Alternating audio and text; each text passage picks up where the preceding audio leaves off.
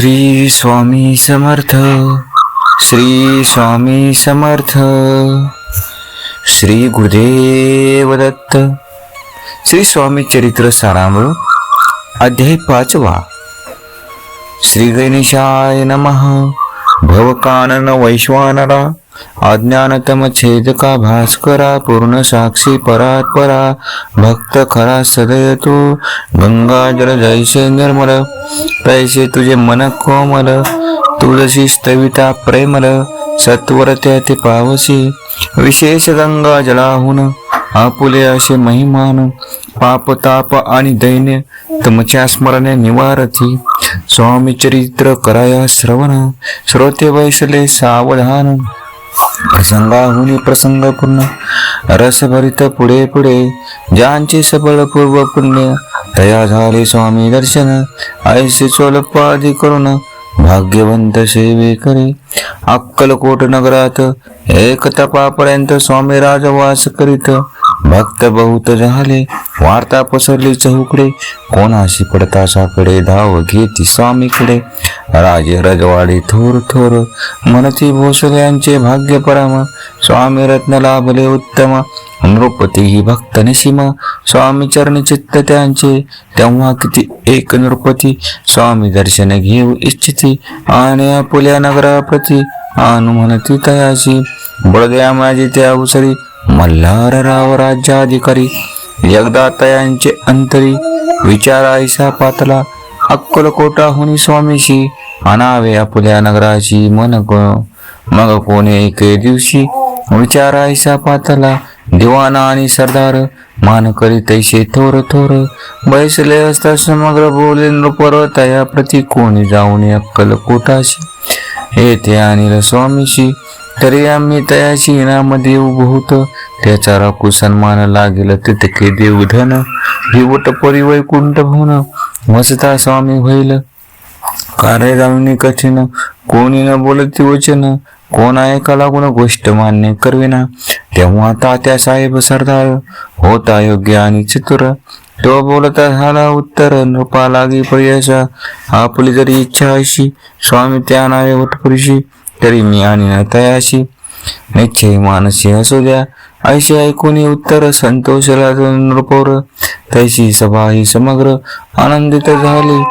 संजीवनी विद्या साधण्याकरिता शुक्राजवळी कच जाता दैवी सन्मानेला होता बहुत आनंद करून नृपती सई सकळ जणे त्या प्रीता त्याशी सन्माने गौरवनी मधुर वचने यशस्वी म्हणती तया बहुत धन देत नृपती सेवक देते सांगती जा अक्कलकोटाप्रती आज्ञा घेतली तात्या साहेब निघाले सत्वर अक्कलकोटी आले.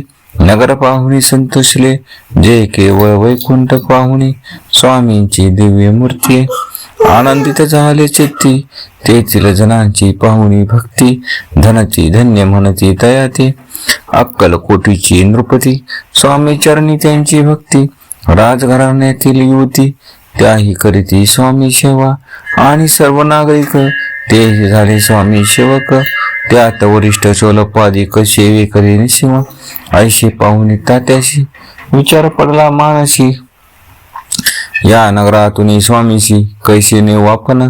अक्कलकोटीचे सकळ जन स्वामी भक्त झाले पूर्ण स्वामीचे मन रमवून गेले ऐसे आठाया प्रयत्नांती परमेश्वर प्रयत्न कार्य होय सत्वर लढवून युक्ती थोर कार्य आपण साधावे ऐसा मनी विचार करून कार्य आरंभले तात्याने संतुष्ट राहावे सेवक जणी ऐशी सदा करिता ती करुणी नाना पक्वाने करती ब्राह्मण भोजने गेली बहुचाल दाने याच कधने तृप्त केले.